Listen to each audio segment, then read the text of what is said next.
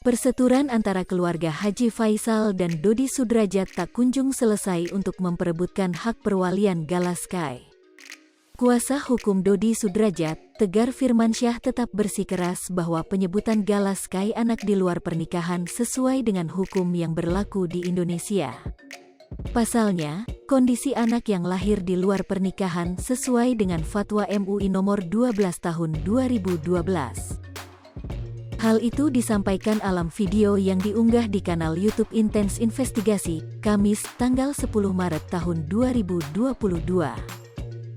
Cek Fatwa MUI nomor 12 tahun 2012, tentang anak hasil di luar pernikahan, ini biar mengedukasi semuanya gitu, kata Tegar.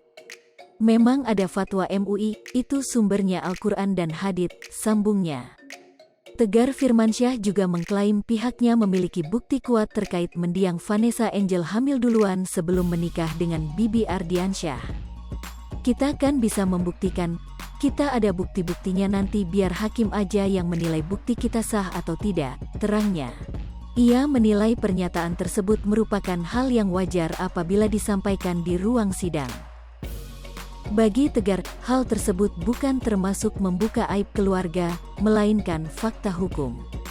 Itu bukan aib, kalau di dalam persidangan itu fakta hukum, ungkap Tegar Firmansyah. Semua dalil-dalil itu harus kita buktikan, dari keterangan saksi, dari alat bukti, dari keterangan saksi ahli, tambahnya.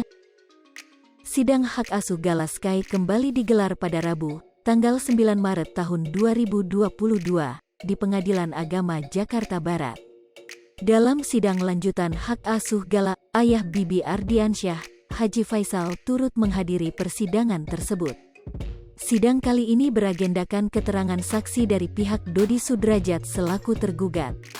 Hal itu diketahui dalam video yang diunggah di kanal YouTube Cumi Cumi, Rabu, tanggal 9 Maret tahun 2022.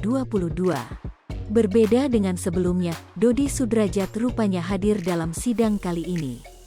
Haji Faisal akhirnya bertemu dengan besannya itu di persidangan.